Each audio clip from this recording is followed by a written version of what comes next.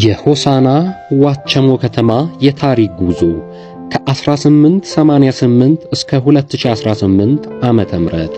ሆሳና የክብርና የድል ከተማ፣ የታሪክ ማህደርና የልማት አሻራ።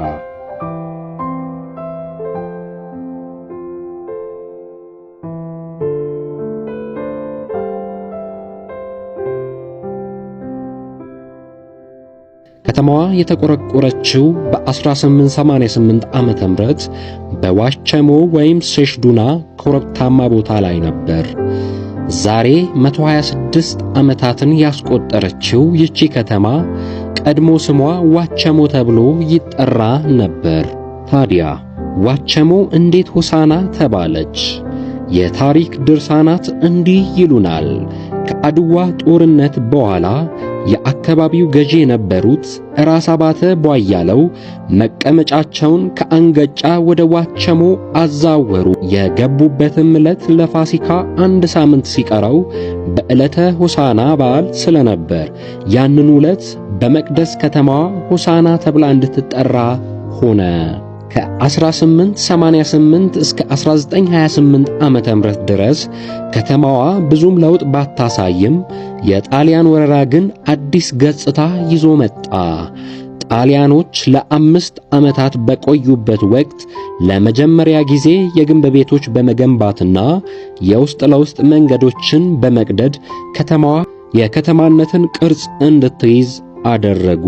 ጣሊያኖች መጀመሪያ ሰፍረው የነበሩበት የወቅቱ ገዢዎች ሸሽተው በሄዱበት በዋቸሞ ሴሽዱና ኮረብታ ላይ ነበር። ከትንሽ ቆይታ በኋላ የማዕከላቸውንና ማዘዣቸውን አሁን የሃዲያ ዞን ፖሊስ መምሪያና ቴሌ ባለበት ስፍራ ላይ የተለያዩ ግንብ ቤቶችን በመስራት ወደዚያ ስፍራ ተዛወሩ።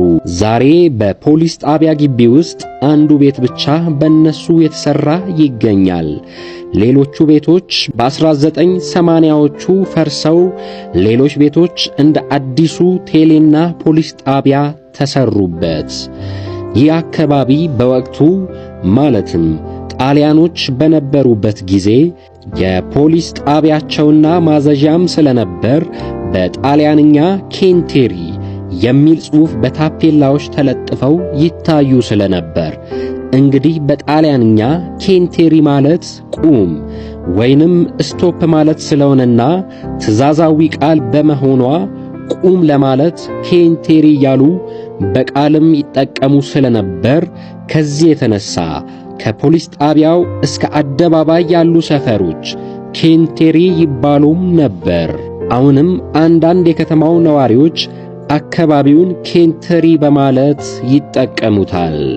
ከ1933 እስከ 1967 ዓመተ ምህረት ማለትም ጣሊያን ከወጣበት እስከ ኃይለ ሥላሴ ሥርዓት መገርሰስ ጉልህ ከሚባሉ የተሰሩ መሠረተ ልማቶች መካከል የቦቢቾ ሚስዮናውያን ትምህርት ቤት፣ በኋላም በደርግ የመንግሥት የሆነ ከአዲስ አበባ ሆሳና ወላይታ የጠጠር መንገድ በ1964 ዓመተ ምህረት፣ ከአዲስ አበባ ወልቂጤ ሆሳና የጠጠር መንገድ በ1960 ዓመተ ምህረት፣ ዋቸሞ አጠቃላይ ሁለተኛ ደረጃ ትምህርት ቤት በቀድሞ ልጅ አበበ ትምህርት ቤት በ1964 ዓመተ ምህረት፣ የካቲት 2567 ትምህርት ቤት በቀድሞ ራስ አባተ ትምህርት ቤት ተጠቃሾች ሲሆኑ ከተማዋም ማስተር ፕላን በ1960 ዓመተ ምህረት የተዘጋጀላት ቢሆንም ነገር ግን በወቅቱ የነበሩ ገዢዎችና ተከታዮቻቸው ሰፋፊ ጋሻ መሬት ስለነበራቸው አዲሱ ሽንሸና በ500 ካሬ ሜትር ስለሚገድባቸው የተዘጋጀው ማስተር ፕላን እንዳይተገበር ሲከለክሉ እስከ አብዮት ፈንድቶ ስርዓቱ መገርሰስ ድረስ ሊቆይ ችሏል። ነገር ግን በመስከረም 2 1967 ዓመተ ምህረት ስርዓቱ ከተገረሰሰ በኋላ ከ1971 ዓመተ ምህረት ጀምሮ ሊተገበር ችሏል። እንግዲህ ሆሳና ከተማ ጉልህ የሚባሉ ለውጦችን ማየት የጀመረችው ከ1970 ዓመተ ምህረት በኋላ እንደሆነ የታሪክ ድርሳናት ያወሳሉ። የደርግ ሥርዓት ሰው በላ ቢሆንም አንዳንድ የልማት ለውጦች እንዲመጡ በሚል በ1971 ዓመተ ምህረት በአገር አቀፍ ደረጃ በታወጀው የኢኮኖሚና ባህል ዘመቻ ምክንያት ከተማዋ የሚከተሉትን ተቋማትና አገልግሎቶች ተሰርተውላት ከልማቱ ተቋዳሽ ልትሆን ችላለች። ከልማቱ ትሩፋቶች መካከል የከተማዋ ማስተር ፕላን በ1971 ዓመተ ምህረት ተተገበረ። የማዘጋጃ ቤት አገልግሎት በ1971 ዓመተ ምህረት ተጀመረ። የቄራ አገልግሎት በ1971 ዓመተ ምህረት ተጀመረ። የስልክና ፖስታ አገልግሎት ደግሞ በ1972 ዓመተ ምህረት ተጀምሯል።